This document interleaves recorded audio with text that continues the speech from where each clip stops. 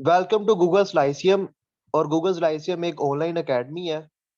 और सबसे पहले मैं अपना इंट्रोडक्शन करवाता चलूँ। मेरा नाम उसामा रियाज है और मैं गूगल स्लाइसियम का फाउंडर एंड सीईओ हूँ। ठीक है।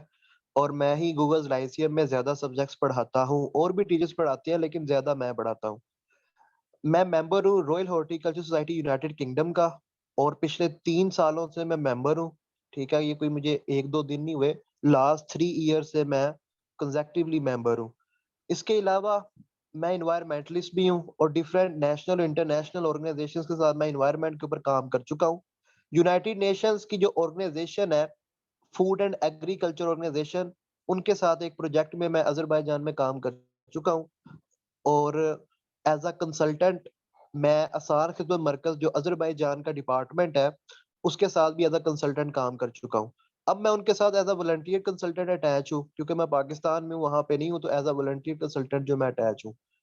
तो मेरा जो वन पेपर्स का एक्सपीरियंस है, 2019 में मैंने असिस्टेंट डायरेक्टर मिनिस्टर डिफेंस का स्क्रीनिंग प्लस डिस्क्रिप्टिव एग्जाम जो था वो क्लियर किया था। और उसके बाद जो इंटरव्यूज वगैरह थे, जो साइकोमेट्री टेस्ट था, वो कोरोना की वजह से कैंसिल हो गए थे, और दोबारा ये सीट्स 2021 में आई थी। अच्छा जी, मेरा जो एजुकेशनल बैकग्राउंड है, मैंने बीएससी ऑनर्स की थी यूनिवर्सिटी एग्रीकल्चर फैसलाबाद से। फर्दर जो मेरी स्पेशलाइजेशन है वो अजरबैजान स्टेट एग्रीकल्चर यूनिवर्सिटी से है। और इसके अलावा मैंने पब्लिक एडमिनिस्ट्रेशन में भी एक स्पेशलाइजेशन कोर्स किया था, academy for public administration the president of Azerbaijan से। ये जो academy for public administration under the president of Azerbaijan है, ये बेसिकली अजरबैजान की जो ब्यूरोक्रेसी है उसकी ट्रेनिंग के लिए अकेडमी है। और वहाँ भी मैं कोई कोई डिग्री नहीं थी की, ये कोई हफ्ते 10 दिन का कोर्स था, वो किया था। वहाँ पे कोर्सेज ही होते हैं, डिग्रीज नहीं होती। उसके अलावा अभी जो जिस सेशन के लिए आप लोग डेमो क्लास ले रहे हैं, उस सेशन का मैं आपको बताता चलूं, फिर मैं डेमो क्लास की तरफ आता हूँ। अच्छा जी, ये जो सेशन है, इसके अंदर जितनी भी गवर्नमेंट जॉब्स आती हैं, उन सब की तैयारी करवाई जाएगी। आप आईएसआई की जो जॉब्स आई हैं, मिनिस्ट्री ऑफ डिफेंस की जो जॉब्स आई हैं, उनमें अगर अप्लाई करते हैं तो उनकी भी इस सेशन में तैयारी होगी। जो एजुकेटर्स की सीट्स आएंगी, उनकी भी तैयारी होगी। जो एफआईए की सीट्स आई थी, उनमें अगर आप लोगों ने अप्लाई किया है तो उनकी भी तैयारी होगी। Punjab public service commission PPSC की जितनी भी सीट्स आती हैं, उन सब की तैयारी होगी। एफपीएससी की तमाम तैयारी होगी। मैं आपको, क्योंकि आप लोगों को लगता है कि जनरल नॉलेज सिर्फ एक सब्जेक्ट का नाम है, जनरल नॉलेज एक सब्जेक्ट का नाम नहीं होता। पाकिस्तान स्टडीज, इस्लामियात, current affairs, geography, English, Urdu, computer science, ठीक है, एवरीडे साइंस, जनरल एबिलिटी, ये सारा कुछ जनरल नॉलेज में होता है। इवन के पॉलिटिकल साइंस, इंटरनेशनल रिलेशंस, ये सारा कुछ जो है जनरल नॉलेज में आ जाता है। तो जनरल नॉलेज जस्ट एक सब्जेक्ट नहीं है, जनरल नॉलेज जो है डिफरेंट सब्जेक्ट से मिलके बनता है। तो ये जो सेशन है, ये आपको इंशाल्लाह इतना प्रिपेयर कर देगा कि आप किसी भी गवर्नमेंट जॉब में अप्लाई करेंगे तो इंशाल्लाह आपका जो टेस्ट है वो क्लियर होगा। आप इस सेशन को 2 टाइम ज्वाइन कर सकते हैं, यानी आप 29 अगस्त से भी ज्वाइन कर सकते हैं, और आप 4 सितंबर से भी ज्वाइन कर सकते हैं। अगर आप 29 सितंबर से सेशन को ज्वाइन करना चाहते हैं तो आपको 28 अगस्त तक जो है फीस जमा करवानी पड़ेगी। और अगर आप 4 सितंबर से ज्वाइन करना चाहते हैं तो फिर आपको 3 सितंबर तक फीस जमा करवानी पड़ेगी। और इससे जो नेक्स्ट सेशन होगा वो 2023 में ही होगा। ये 2022 का लास्ट सेशन है। सेशन की ड्यूरेशन जो है वो 6 to 8 वीक्स की होगी। 8 वीक्स तब बनेंगे जब आप 29 अगस्त को आएंगे, ठीक है, और 6 वीक्स तब बनेंगे जब आप 4 सितंबर को आएंगे। लेकिन कोर्स कंटेंट सबके कवर होंगे। ऐसा कोई कंटेंट नहीं होगा जो आपका कवर ना होगा। आप 4 सितंबर को आओ या आप 29 अगस्त को आओ, कंटेंट्स आप सबके इक्वली कवर होंगे। ठीक है। मैं बेशक 8 महीने पढ़ाऊं या 8 हफ्ते पढ़ाऊं, पढ़ाता मैं सेम ही चीज हूँ, और कंटेंट्स मैं सारे कवर करवाता हूँ। ठीक है। जो मेरी कमिटमेंट होती है वो पूरी होती है। क्लास टाइमिंग जो लाइव क्लासेस जो है वो रात 9 बजे से 10:30 हुआ करेंगी, लाइव क्लासेस। यानी जिस तरह अभी लाइव हम सेशन कर रहे हैं, इसी तरह ही लाइव क्लास हुआ करेगी रात 9 से 10:30। मंडे टू फ्राइडे क्लासेस हुआ करेंगी। ठीक है, मंडे टू फ्राइडे जो है क्लासेस हुआ करेंगी। और जूम ऐप के ऊपर क्लासेस हुआ करेंगी, जिस तरह अभी जूम ऐप के ऊपर क्लास हो रही है। डेली टेस्ट हुआ करेगा आपका, और वीकली टेस्ट हुआ करेगा मंडे को। और जब आपका सिलेबस काफी हद तक कवर हो जाएगा, फिर मैं आपका एक फुल पेपर मॉक एग्जाम लूंगा। और जब आपका बैच खत्म होने वाला होगा, फिर भी मैं आपका full full paper mock exam लूंगा। और गूगल फॉर्म्स के ऊपर टेस्ट होते हैं, उसका रिजल्ट फौरन आपको पता चल जाता है। नोट्स और मटेरियल आपको डिफरेंट प्रोवाइड किया जाएगा, और लेक्चर्स को आपने खुद नोट करना होता है। लेक्चर्स की स्लाइड्स मैं नहीं देता, ठीक है, लेक्चर्स की स्लाइड्स मैं नहीं देता, वो आपने खुद नोट करना होता है। लेक्चर के रिकॉर्डिंग्स देना मेरी पॉलिसी नहीं थी और ना है, ठीक है, लेकिन आजकल बारिशों की वजह से और सैलाब की वजह से कुछ कंडीशन इस तरह हुई है कि मैं नहीं चाहता आप लोगों का नुकसान हो, तो इसलिए जो है वो आप लोगों को रिकॉर्डिंग मिलेगी, लेकिन आप उस रिकॉर्डिंग को डाउनलोड नहीं कर सकोगे। 24 घंटे के लिए आप उसे देख सकोगे, आप रजिस्टर्ड होगे, पहले मैं अलाउ करूंगा और फिर आप उस रिकॉर्डिंग को देख सकोगे, ठीक है। तो रिकॉर्डिंग आपको मैं दे दूंगा, क्योंकि फ्लड वाली सिचुएशन और साउथ पंजाब के अंदर इंटरनेट का काफी ज्यादा इशू है। तो कंप्लीट सेशन फी जो है 3,000 है, ये एक दफा आपने 3,000 देनी है, उसके बाद आपने 1 रुपया भी फीस नहीं देनी। ये एक ही दफा वन टाइम फीस होती है 3,000, ठीक है। तो पूरे के पूरे सेशन की 3,000 फीस है। फी जो है वो सबमिट होगी HBL अकाउंट के अंदर। जो लोग इस सेशन को ज्वाइन करना चाहेंगे वो इस नंबर के ऊपर व्हाट्सएप करके बता दीजिएगा, मैं HBL अकाउंट का जो नंबर है वो आपको भेज दूंगा, ठीक है। तो HBL के अंदर फी सबमिट होगी, आप अपने जैस कैश ऐप से भी इस अकाउंट में फी ट्रांसफर कर सकते हैं, और जो आपका इजी पैसा अकाउंट है उसमें भी आप फी ट्रांसफर कर सकते हैं। तो ये आपकी मर्जी है कि आप किस तरह फी जो है वो ट्रांसफर करना चाहें, तो उस तरह आप फी ट्रांसफर कर सकते हैं। उसके अलावा यूट्यूब चैनल है गूगल लाइसियम का, उसको भी मैं जरा दिखा दूं, फिर मैं एक छोटा सा 5-10 मिनट का लेक्चर देता हूँ।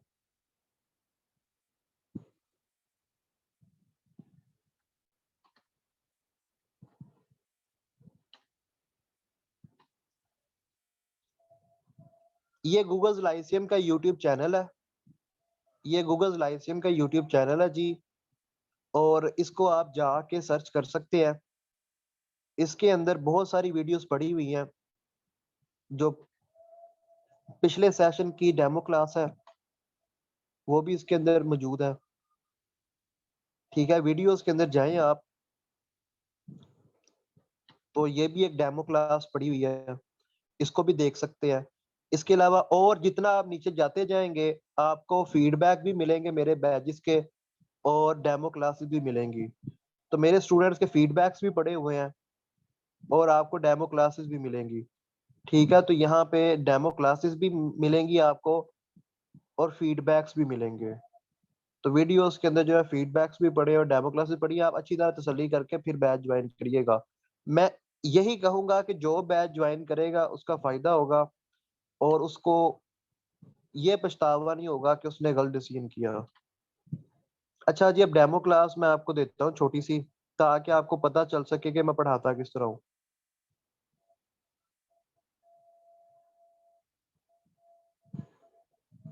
मैं सोच रहा हूँ कि किस टॉपिक के ऊपर मैं डेमो क्लास दूँ। अच्छा जी, मैं आपको देता हूँ डेमो क्लास।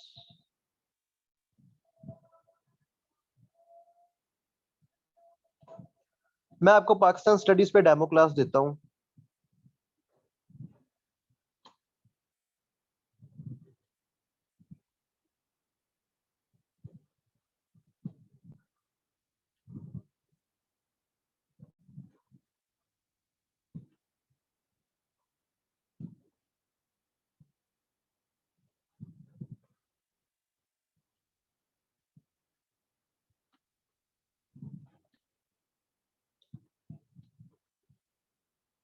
अच्छा जी, ये मैप आपके सामने शो हो रहा है, ये टोपोग्राफी शो हो रही है आपके सामने, ये पिक्चर शो हो रही है आपके सामने। क्या आप सबके सामने ये पिक्चर शो हो रही है?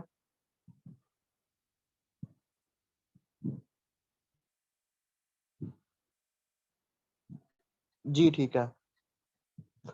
अच्छा, इंसान की जो हिस्ट्री है, जो ह्यूमन हिस्ट्री है, वो हमें बताती है कि इंसान ने हमेशा वही घर बनाया, इंसान हमेशा वही रहा जहाँ पे पानी मौजूद था, या जहाँ पे जरखेज जमीन थी और साथ पानी मौजूद था। ये जो टोपोग्राफी है, इसको देख के ही हमें पता चल जाता है कि ये वाला जो इलाका है सारे का सारा, यहाँ पे प्लेन लैंड है, और पानी भी मौजूद है। यानी ये एक प्लेन लैंड है और यहाँ पे पानी भी मौजूद है। तो ये सब कॉन्टिनेंट की टोपोग्राफी है, और सब कॉन्टिनेंट में सबसे ज्यादा आबादी भी इसी इलाके में है। ठीक है, ये जो इलाके हैं यहाँ पे सबसे ज्यादा पॉपुलेशन है। अब मैं आप लोगों को बढ़ाने जा रहा हूँ, आज का जो टॉपिक है वो है इंडस सिविलाइजेशन का। इंडस सिविलाइजेशन में आपको बढ़ाने जा रहा हूँ, और इंडस सिविलाइजेशन में से एमसीक्यूज क्या क्या आते हैं वो मैं आपको बताऊंगा।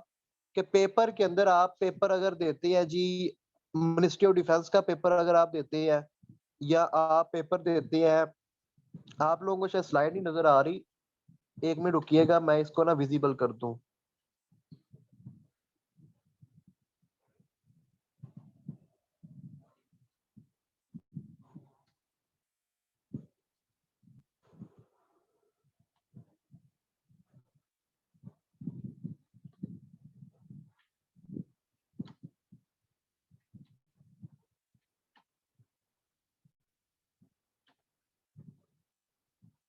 अच्छा जी, अब आप सबको स्क्रीन नजर आ रही होगी। तो आज जो मैं आपको टॉपिक करवाने जा रहा हूँ वो है इंडस सिविलाइजेशन। ठीक है, इंडस सिविलाइजेशन में से, अभी इंडस सिविलाइजेशन एक ऐसा टॉपिक है कि आप सीएसएस के पेपर दो, उसमें भी इसमें से सवाल आते हैं। आप पीएमएस दो, उसमें भी इसमें से सवाल आते हैं। आप ईपीएससी का कोई भी एग्जाम दो, उसमें भी सवाल आते हैं। एफपीएससी का एग्जाम दो, आप एमओडी का पेपर दो, आप कोई भी एग्जाम दो, सीएसएस एमपीटी दो, पीएमएस जीके का पेपर दो। ये एक ऐसा टॉपिक है कि हर पेपर के अंदर ही आता है। एजुकेटर की पोस्ट में भी इसमें से सवाल आ सकता है। तो ये एक ऐसा टॉपिक है कि हर गवर्नमेंट जॉब के अंदर ये क्वेश्चन इनमें से आ सकते हैं। ठीक है, पॉसिबिलिटी है कि इस टॉपिक में से सवाल आ जाए, एक आध सवाल आ जाए। अब इंडस सिविलाइजेशन में जो सबसे पहला सवाल है कि इंडस सिविलाइजेशन जो है वो स्टार्ट कब हुई। इंडस सिविलाइजेशन स्टार्ट होती है जी 3000 बिफोर क्राइस्ट में से। हजरत ईसा के पैदा होने से 3000 साल पहले इंडस सिविलाइजेशन स्टार्ट हुई। अब इंडस सिविलाइजेशन को हम इंडस सिविलाइजेशन क्यों कहते हैं कि दरियाए सिंध और उसकी जितनी भी ट्रिब्यूटरीज हैं उनके किनारों पे जो आबादियां कायम थी, जो शहर कायम थे, उनके अंदर जितने भी लोग रहते थे, ठीक है, उनका जो कल्चर था, उनका जो रहन सहन था, उनकी जित लाइफस्टाइल जो भी था, सारा कुछ ये इंडस सिविलाइजेशन में आ जाता है। तो इंडस सिविलाइजेशन में वो तमाम लोग आ जाते हैं जो जो हजरत ईसा के पैदा होने से 3000 साल कबल वहां पे रहने स्टार्ट हुए, और हजरत ईसा के पैदा होने से 1500 साल तक वहां पे रहे। तो इंडस्ट्रियलाइजेशन में हम उन लोगों को काउंट करते हैं, उन लोगों के कल्चर को भी काउंट करते हैं, उन लोगों को भी काउंट करते हैं जो हजरत ईसा के पैदा होने से 3000 साल पहले वहां पे रहने लगे, और हजरत ईसा के पैदा होने से 1500 साल तक वहां पे रहे। यानी 3000 बिफोर क्राइस्ट से लेके 1500 बिफोर क्राइस्ट तक उन्होंने वहां पे रिहाइश इख्तियार किए रखी। अब ये जो लोग थे, अब दरियाए सिंध है, ये है जी दरियाए सिंध। दरियाए सिंध जो है वो अकेला एक दरिया नहीं है। इंडस सिविलाइजेशन में इंडस सिविलाइजेशन में और भी दरिया आ जाते हैं दरियाए सिंध के साथ साथ। ये वो दरिया है जिनका पानी दरियाए सिंध में गिरता है। यानी दरियाए जेहलम, दरियाए चिनाब, दरियाए रावी, दरियाए सतलुज, ठीक है, दरियाए ब्यास, ये सारे के सारे वो दरिया हैं जिनका पानी दरियाए सिंध में गिरता है। ठीक है, जो कोट मिठन है, वहां वहां पे जो 5 दरिया हैं पंजाब के, उनका पानी सिंध में गिरता है। कोट मिठन, रहीम यार खान में एक जगह है जहाँ पे 5 दरियाओं का पानी जो है दरिया सिंध में गिरता है। और अलीपुर एक जगह है मुजफ्फरगढ़ में जहाँ पे पंजाब के 5 दरिया जो है वो इकट्ठे होते हैं। तो मुजफ्फरगढ़ में अलीगढ़ के अलीपुर के मुकाम पे मुजफ्फरगढ़ में अलीपुर के मुकाम पे पंजाब के 5 दरिया इकट्ठे होते हैं, और फिर ये पांचों दरिया दरिया सिंध में जाकर गिरते हैं कोट मिठन के मुकाम पे।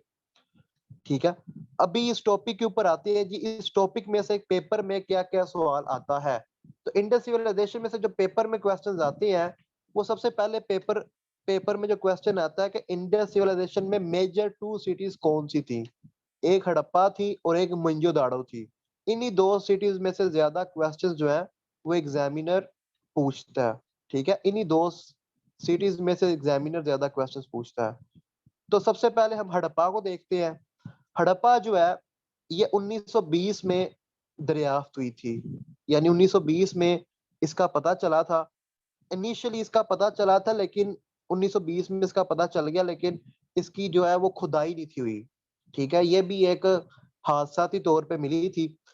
तो 1921 के अंदर हड़प्पा जो है वो बकायदा तौर पे इसकी खुदाई का काम स्टार्ट हुआ, और 1920 में पता लग गया था, लेकिन 1921 में बकायदा तौर पे खुदाई करके इसे निकाला गया। हड़प्पा जो है, इसमें से जो एमसीक्यूज आती है, हड़प्पा कहाँ पे वाक़या है? ये साहिवाल जिले में वाक़या है, साहिवाल डिस्ट्रिक्ट में वाक़या है। पेपर में क्वेश्चन आता है, in which district Harappa is located, या हड़प्पा इज सिचुएटेड और हड़प्पा इज फाउंड। ठीक है, कोई भी एग्जामिनर वर्ड यूज कर सकता है आपको कंफ्यूज करने के लिए। तो एग्जामिनर जो है वो कैब के जार्गन से आपको कंफ्यूज कर सकता है कि कुछ स्टूडेंट्स होते हैं वो रटा लगा के जाते हैं लोकेटेड का, सिचुएटेड का, फाउंड का। तो एग्जामिनर जो है वो अपनी वो कैप को चेंज करता रहता है क्वेश्चंस में, ताकि जिन स्टूडेंट्स ने रट्टा मारा होता है उन्हें थोड़ा सा कंफ्यूज कर सके। तो हड़प्पा जो है वो साहिवाल डिस्ट्रिक्ट में है। और पेपर में ये भी क्वेश्चन आ सकता है कि हड़प्पा जो है वो किस दरिया के किनारे पे मौजूद है। तो हड़प्पा जो है वो रिवर रावी के किनारे पे है, तो दरियाए रावी के किनारे पे मौजूद था ये शहर। सबसे पहले इसे डिस्कवर किसने किया? तो इंडियन आर्कियोलॉजिकल डिपार्टमेंट जो था, उसके एक ऑफिसर राय बहादुर दयाराम सानी ने सबसे पहले इसे डिस्कवर किया। अब इंडियन आर्कियोलॉजिकल डिपार्टमेंट का जो हेड था, उसका नाम था सर जॉन हर्बर्ट मार्शल। तो सर जॉन हर्बर्ट मार्शल जो था, ये हेड था इंडियन आर्कियोलॉजिकल डिपार्टमेंट का। तो इसकी लीडरशिप के अंदर फिर हड़प्पा को डिग किया गया था। इसकी खुदाई जो थी वो इनकी सर जॉन हर्बर्ट मार्शल की निगरानी में की गई थी, क्योंकि ये सबसे ज्यादा एक्सपर्ट थे, एक्सपीरियंस थे। अब पेपर में सवाल आता है कि डिस्कवर किसने किया था? ठीक है, तो दयाराम सानी ने डिस्कवर किया था। तो हड़प्पा सिटी। दूसरा जो सिटी था, मोइंजोदाड़ो। मोइंजोदाड़ो में से ज्यादा सवाल बनते हैं, और ज्यादा क्वेश्चंस पेपर में मोइंजोदाड़ो के आए हैं। मोइंजोदाड़ो को और किस नाम से बुलाया जाता है, या पेपर में सवाल आता है मोइंजोदाड़ो इज आल्सो नोन एज। तो मोइंजोदाड़ो को हम कहते हैं माउंड ऑफ डेड मैन। तो मोइंजोदाड़ो को हम कहते हैं माउंड ऑफ डेड मैन। तो मोइंजोदाड़ो को हम कहते हैं माउंड ऑफ डेड मैन। ठीक है, पेपर में अक्सर ये क्वेश्चन आ जाता है। मोइंजोदाड़ो कब मिला था? ये 1922 में मिला था मोइंजोदाड़ो। और मोइंजोदाड़ो जो है ये किस डिस्ट्रिक्ट में लोकेटेड है? ये डिस्ट्रिक्ट लाड़काना में लोकेटेड है, और रिवर इंडस के किनारे पे मौजूद था ये। तो दरिया सिंध के किनारे पे मौजूद ये शहर था, और ये जिला लाड़काना के अंदर मौजूद है। सबसे पहले इसे किसने डिस्कवर किया 1922 में? तो रखलदास बैनर्जी, ये बंगाली थे, रखलदास बैनर्जी। तो ये भी इंडियन आर्कियोलॉजिकल सर्वे के एक ऑफिसर थे, तो इन्होंने इसे डिस्कवर किया था, रखलदास बैनर्जी ने। बाद में इन्होंने अपने ऑफिसर, जो सीनियर ऑफिसर्स थे, उनको बताया। तो फिर सर जॉन हर्बर्ट मार्शल पहुंचे, और राय बहादुर दयाराम सानी जो थे वो वहां पे पहुंचे। अब इन दोनों का एक्सपीरियंस था, सर जॉन हर्बर्ट मार्शल का और और राय बहादुर दयाराम सानी का, क्योंकि हड़प्पा के अंदर भी इन दोनों ने खुदाई की थी। तो इन्हीं दोनों ने फिर बाद में मोहनजोदाड़ो की भी खुदाई की, क्योंकि इनका एक्सपीरियंस था हड़प्पा का, इसीलिए बाद में इन्होंने ही खुदाई की थी। ठीक है, तो पेपर में मोहनजोदाड़ो में से सवाल क्या आता है कि मोहनजोदाड़ो का दूसरा नाम क्या है? तो माउंट ऑफ डेड मैन है। मोहनजोदाड़ो कब डिस्कवर हुआ था? मोहनजोदाड़ो 1922 में डिस्कवर हुआ था। लाड़काना डिस्ट्रिक्ट में प्रेजेंट है ये, और रिवर इंडस के किनारे पे शहर जो था वो आबाद था। और इनिशियली किसने सबसे पहले से डिस्कवर किया?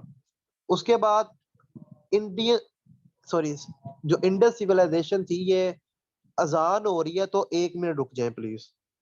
इस तरह अच्छा नहीं लगता कि अजान के दौरान मैं बोल रहा हूँ। 1 मिनट में रुक जाता, 1 मिनट आप लोग रुक जाए, मैं भी रुक जाता हूँ।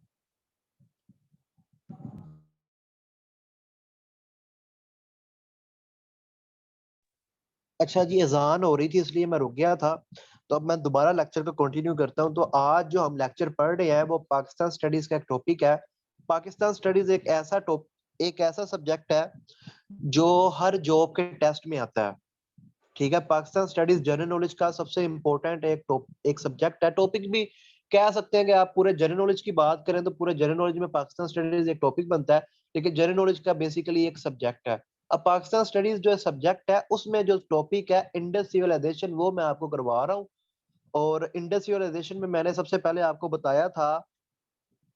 आपको सबसे पहले बताया था जी दो शहरों का, हड़प्पा का और मोहनजोदड़ो का। उसके बाद मैं आपको कुछ ऐसी चीजें बताने जा रहा हूँ जो इंडस सिविलाइजेशन को ओवरऑल कवर करती हैं। ठीक है, तो इंडस सिविलाइजेशन जो है वो किस एज में रहती थी या पाई जाती थी। तो इंडियन सिविलाइजेशन जो है इसका ताल्लुक जो है वो ब्राउन्स एज से है। तो पेपर में एग्जामिनर पूछता है कि जो इंडस सिविलाइजेशन है उसका ताल्लुक स्टोन एज से था, ब्राउन्स एज में से था। ठीक है, उसका किस एज से इंडस सिविलाइजेशन का ताल्लुक है। तो इंडस सिविलाइजेशन का जो ताल्लुक है वो ब्राउन्स एज से है। ठीक है, जब ब्राउन्स जो था वो चलता था उस एज के अंदर, तो स्टोन एज से नहीं था। स्टोन एज वो एज है जहाँ पे पत्थर का जमाना, जिसे हम कहते हैं कि हर चीज पत्थर की होती थी। तो इंडस सिविलाइजेशन का जो जुबानें बोली जाती थी वो कौन सी जुबानें थी, तो वो द्राविडियन लैंग्वेज थी। ये द्रावड़ी जुबान जो थी वो बोली जाती थी। आजकल ये जो द्रावड़ी जुबानें हैं ये कौन सी जुबानें हैं, द्राविडियन लैंग्वेज कौन सी लैंग्वेज को कहते हैं हम। साउथ इंडिया के अंदर जो तमिल बोली जाती है, जो तेलुगु बोली जाती है, जो कनाडा बोली जाती है, these are the Dravidian languages. ठीक है, तो जो तमिल है, तेलुगु है, कनाडा है, ये बेसिकली द्राविडियन लोग हैं। ठीक है, तो इंडिया के अंदर आज भी द्राविडियन लैंग्वेजेस जो हैं वो पाई जाती हैं। और इंडिया का एक बहुत फेमस क्रिकेटर राहुल द्रविड़, तो राहुल द्रविड़ जो है वो बेसिकली राहुल राहुल द्राविड़ है। ठीक है, उर्दू में हम उसे कहेंगे राहुल द्राविड़, तो वो इंग्लिश में उसे द्रविड़ कहते हैं, तो वो भी इसी नस्ल में से है, राहुल द्रविड़। ठीक है, तो इंडिया का टॉप प्लेयर है, उसे दीवाल के नाम से जाना जाता है। पेपर में क्वेश्चन आया था कि किस बैट्समैन को दी वॉल कहा जाता है, तो राहुल द्रविड़ को कहा जाता है दी वॉल। तो द्रविडियन लैंग्वेज बोली जाती थी इंडस सिविलाइजेशन में। अच्छा जी, इंडस सिविलाइजेशन में जो इमारतें थी वो किसकी बनी हुई थी, तो वो ईंटों की बनी हुई थी, बर्न्ड ब्रिक बिल्डिंग्स थी, यानी ईंटों से वो इमारतें बनी हुई थी। फिर पेपर में सवाल आता है कि इंडस सिविलाइजेशन जो थी इनका ऑक्यूपेशन क्या था, इनका जरिया माश क्या था। तो इनका एग्रीकल्चर जो था वो ऑक्यूपेशन था। तो ये सारे के सारे लोग जो थे वो एग्रीकल्चर के साथ एसोसिएटेड थे। फिर पेपर में क्वेश्चन आता है कि ड्रेनेज सिस्टम किस शहर का सबसे ज्यादा फेमस था। इंडस सिविलाइजेशन में जो सबसे ज्यादा फेमस ड्रेनेज सिस्टम था वो लोथल सिटी का था। लेकिन चूंकि लोथल सिटी जो है वो पाकिस्तान में नहीं लोकेटेड, लोथल सिटी जो है वो अब इंडिया के अंदर है। तो पाकिस्तान के अंदर जो दो बड़े शहर थे हड़प्पा और मोहनजोदाड़ो, तो हड़प्पा और मोहनजोदाड़ो में से जो सबसे बेस्ट ड्रेनेज सिस्टम था वो मोहनजोदाड़ो का था। तो मोहनजोदाड़ो के अंदर जो है वो ड्रेनेज सिस्टम है। तो पेपर में अगर एक सवाल आ जाएगा ड्रेनेज सिस्टम किस शहर में मौजूद था और ऑप्शन में मोहनजोदाड़ो हो, तो आपने मोहनजोदाड़ो लगाना है, क्योंकि एग्जामिनर आपको पाकिस्तान के पॉइंट ऑफ व्यू से पूछ रहा है। क्योंकि इंडस सिविलाइजेशन के कुछ इलाके जो है वो इंडिया में भी आ गए हैं और कुछ पाकिस्तान में है। तो एग्जामिनर आपसे बेसिकली पाकिस्तान वाले इलाके का पूछना चाह रहा है। फिर जो इंडस सिविलाइजेशन के लोग थे ये मदर गोडेस इसको पूछते थे, शिवा को पूछते थे और रुद्रा को पूछते, ये तीन जो है स्टैचू मिले हैं। मदर गोडेस का स्टैचू मिला है, शिवा का स्टैचू स्टैचू मिला है, रुद्रा का स्टैचू मिला है। फिर इसके अलावा इंडस सिविलाइजेशन के जो लोग थे इनके पास गोल्ड भी था, सिल्वर भी था, कॉपर भी था और ब्रॉन्ज भी था। पेपर में सवाल आता है कि इंडस सिविलाइजेशन के लोग जो थे वो गोल्ड भी यूज करते थे, सिल्वर भी यूज करते थे, कॉपर भी यूज करते थे, ब्रॉन्ज भी यूज करते थे। तो ऐसा कौन सा मेटल है जो इंडस सिविलाइजेशन के लोग यूज नहीं थे करते। तो इंडस सिविलाइजेशन के लोग कौन सा मेटल यूज नहीं थे करते, तो आयरन वो मेटल है जो इंडस सिविलाइजेशन के लोग यूज नहीं थे करते। तो आयरन का इंडस सिविलाइजेशन के लोगों को नहीं था पता, आयरन का इंडस सिविलाइजेशन के लोगों को नहीं था पता। ठीक है, वो गोल्ड भी यूज करते थे, सिल्वर भी करते थे, कॉपर भी करते थे, ब्रॉन्ज भी करते थे, लेकिन आयरन नहीं थे करते। तो आयरन का उनको आइडिया नहीं था। ठीक है, तो आयरन का उन्हें आइडिया नहीं था। फिर पेपर में सवाल आता है कि इंडस सिविलाइजेशन के जो लोग थे इनके ट्रेड रिलेशंस किसके साथ थे। इनके ट्रेड रिलेशंस थे मिसोपोटामिया के लोगों के साथ। मिसोपोटामिया किसे कहते हैं, जो आज का इराक है, इराक का ओल्ड नाम है मिसोपोटामिया। बेसिकली मिसोपोटामिया कहते हैं दो दरियाओं के दरमियान वाले इलाके को, दो दरियाओं के टू रिवर्स के जो दरमियान वाला इलाका होता है उसे कहते हैं मिसोपोटामिया। तो इराक के अंदर दो दरिया बहते हैं और इराक जो है दो दरियाओं के दरमियान है, दरियाए दजला और दरियाए फरात, दरियाए टिग्रस और दरियाए यूफ्रेटस। ठीक है, तो इन दो दरियाओं के दरमियान है इराक, तो इसलिए इसे कहते हैं मिसोपोटामिया। तो इराक जो है इसका ओल्ड नेम है मिसोपोटामिया। तो इंडस्ट्रियलाइजेशन के जो लोग थे इनके रिलेशनशिप मिसोपोटामिया वालों के साथ थे। इसके अलावा इंडस्ट्रियलाइजेशन के जो लोग थे इनके रिलेशनशिप ईरानियों के साथ भी थे, पर्शियंस के साथ भी थे और अफगानिस्तान वालों के साथ भी थे। अच्छा जी, इंडस्ट्रियलाइजेशन के जो लोग थे इन्हें जेम्स का बड़ा शौक था। लैपिस लजूली एक जेम स्टोन है, ये ब्लू कलर का जेम स्टोन होता है, लैपिस लजूली।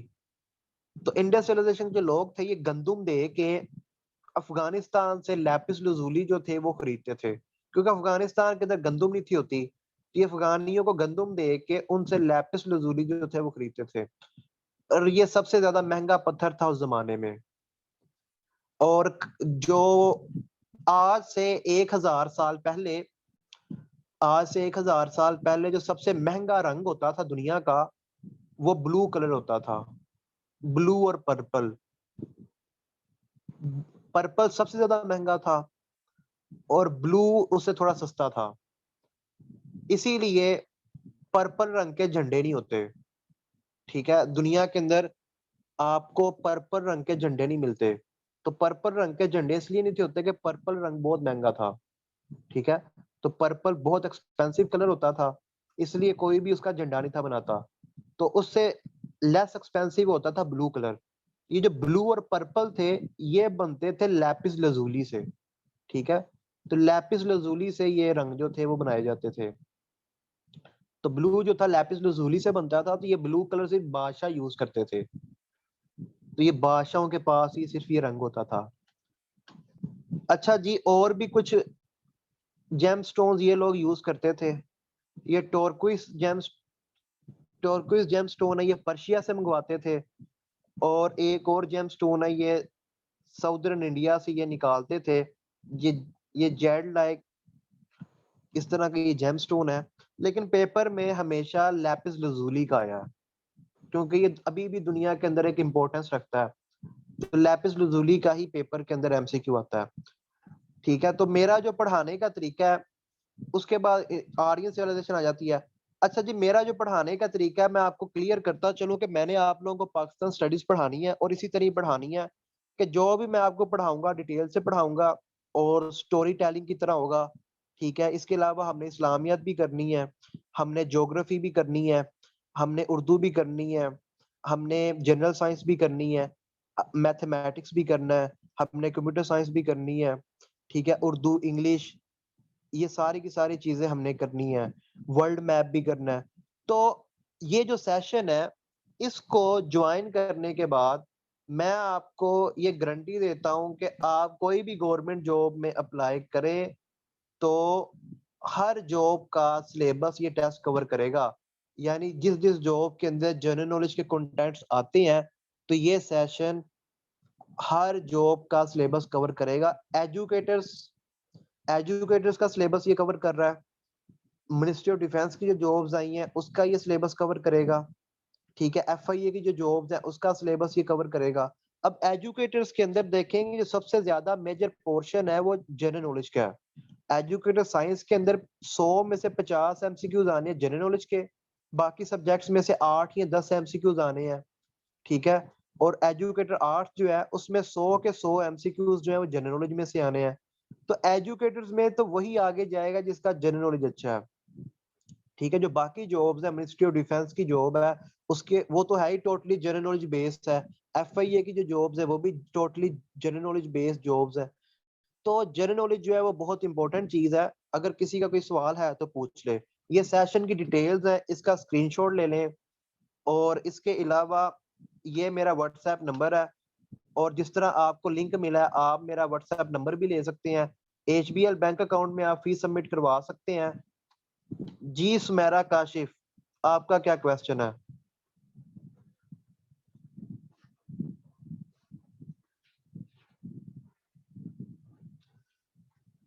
जी सुमेरा काशिफ। सर मुझे पूछना था कि आपने 15 एजेंसीज करवाई थी वो सारी करनी है? सुमेरा, ये डेमो क्लास हो रही है, बैच 15 की क्लास नहीं हो रही।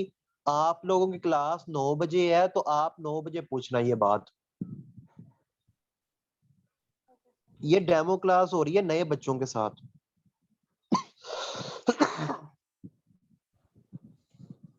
सॉरी। अस्सलाम वालेकुम सर। जी अली नवाज खान। हेलो सर, मेरी आवाज आ रही है? जी आपकी आवाज आ रही है अली नवाज खान। सर मेरा क्वेश्चन था कि अगर एक बंदा, मैं अभी यूनिवर्सिटी ऑफ एग्रीकल्चर से मैंने बीएस किया मेजर फूड साइंस में, तो सर मैं ये पूछना जी आगे था कि बताएं। आगे एमफिल बंदा किस में करे कि एजुकेटर जॉब में भी बंदा अप्लाई कर सके बाद में फ्यूचर में, क्या ये है नहीं मुमकिन? जी, आप एजुकेटेड जॉब के लिए एलिजिबल नहीं है। आप मास्टर्स करें प्राइवेट। आप किसी यूनिवर्सिटी में भी मास्टर्स में अप्लाई करो। मास्टर्स में आप अप्लाई करो, ये इलामा इकबाल ओपन यूनिवर्सिटी से अप्लाई करो मास्टर्स में। और आप मास्टर्स करो पॉलिटिकल साइंस में वहां से, इलामा इकबाल ओपन यूनिवर्सिटी से मास्टर्स पॉलिटिकल साइंस में करो। वो बेहतर रहेगा आपके लिए। जी sir, thank you. Allama Iqbal open university में मास्टर्स में आप एडमिशन ले लो, लास्ट डेट गुजर ना जाए। ठीक है, तो आप मास्टर्स करो, एमए करो, तो फिर आप एजुकेटर्स के लिए एलिजिबल हो। किसी का कोई और क्वेश्चन है? किसी का कोई और क्वेश्चन है? और सर फूड साइंस की जो जॉब्स आती हैं वो प्राइवेट में तो मतलब इंडस्ट्री में काफी होती हैं, लेकिन गवर्नमेंट में पीएसए के अलावा और कहाँ आ सकती हैं जॉब उनकी? पीएफ के अलावा ना कुछ भी नहीं होता। वो साथ में एक्सपीरियंस भी मांग लेते हैं, 1-2 साल का एक्सपीरियंस। तो फ्रेश बंदे के लिए कुछ भी नहीं है गवर्नमेंट सेक्टर में। हाजरा साजिद। अस्सलाम वालेकुम सर। वालेकुम सलाम। सर सबसे पहले तो एमओडी का एमसीक्यूज बेस्ड टेस्ट होगा और उसके बाद रिटन टेस्ट होगा, तो क्या उसकी प्रिपरेशन भी करवाई जाएगी? देखिए, जो आपको मैंने तैयारी करवानी है ना, वो मैंने करवानी है स्क्रीनिंग की। लेकिन जो आप में से टेस्ट पास करेंगे, उनको मैं जो टॉपिक्स बताऊंगा डिस्क्रिप्टिव के लिए, इंशाल्लाह उन्हीं टॉपिक्स में से सवाल आएंगे। ठीक है। और सर कितना टाइम होता है एमसीक्यूज के बाद, यानी स्क्रीनिंग टेस्ट के बाद जो है वो रिटन टेस्ट के लिए? जो मेरी दफा था, वो तो 3 हफ्ते का टाइम था। यानी 17 को मैंने स्क्रीनिंग टेस्ट दिया था, 4 को रिजल्ट आया था, और 8 दिसंबर को पेपर हो गया था। तो सर क्या हम 3 हफ्तों में उसकी तैयारी कर लेंगे रिटन टेस्ट की? जी ऐसा नहीं हो सकता? 7-8 टॉपिक्स हैं, 7-8 टॉपिक्स हैं करंट अफेयर्स के, वो हो जाते हैं तैयार।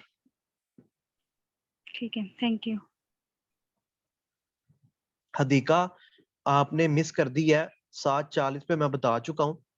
पीबीजी वाले कर सकते हैं, एजुकेटर्स के लिए पीबीजी वाले कर सकते हैं, लेकिन इक्विवेलेंट सर्टिफिकेट चाहिए होगा।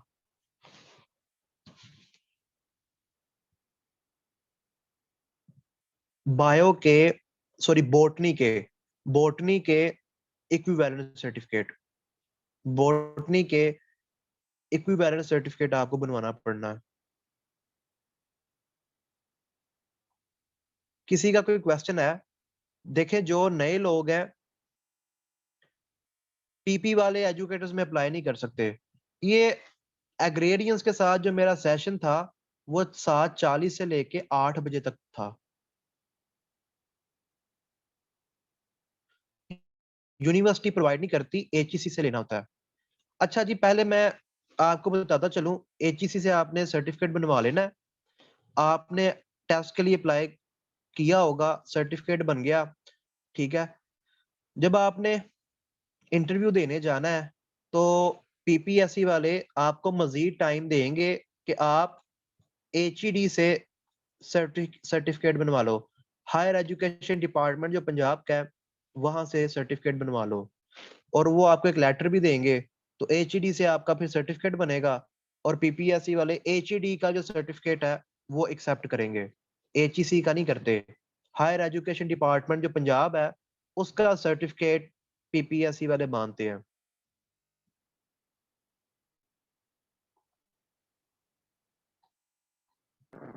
सर आपने CCS का एग्जाम नहीं दिया? नहीं जी, मैंने नहीं दिया। किसी का कोई और क्वेश्चन है? जो नए स्टूडेंट्स हैं उनका कोई क्वेश्चन है, कोई भी कंफ्यूजन है तो पूछ लें। ये सेशन आप लोगों के लिए रखा था कि सेशन के हवाले से अगर किसी ने कुछ पूछना है तो पूछ ले, क्योंकि मेरी आगे क्लास का टाइम है, 9 बजे मैंने अपने अस्सलाम स्टूडेंट्स को वालेकुम सर। पढ़ाना है। अस्सलाम वालेकुम जी सर। वालेकुम सलाम। जी इकरा सर यासीन। मेरा क्वेश्चन ये है कि एजुकेटर्स जॉब के लिए हम लोग MA की बेस पे ही अप्लाई करेंगे या BA बेस पर भी कर सकते हैं? Just masters base. सर इसमें सर बीएड ये है टेस्ट नेसेसरी? MCQs बेस होगा या इसमें डिस्क्रिप्टिव? अली नवाज, पहले हाथ खड़ा किया करो फिर बोला करो। जी इकरा यासीन।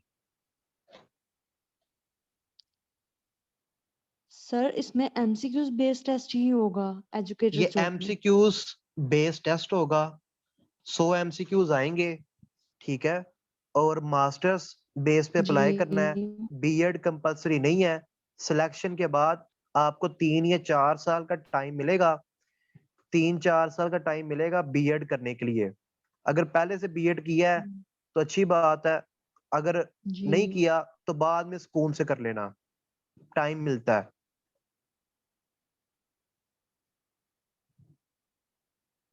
जी।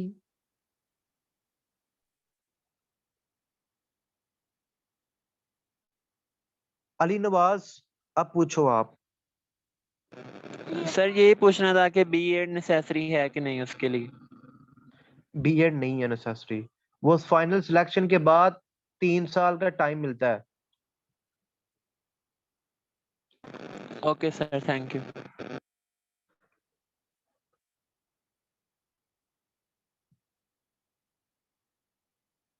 जितनी देर में अली नवाज आपने MA करना है ना, उतनी देर में एजुकेटर की सीट आके फिल हो के चली भी जानी है। तो इससे बेहतर है कि आप जनरल सीट्स के लिए तैयारी करो।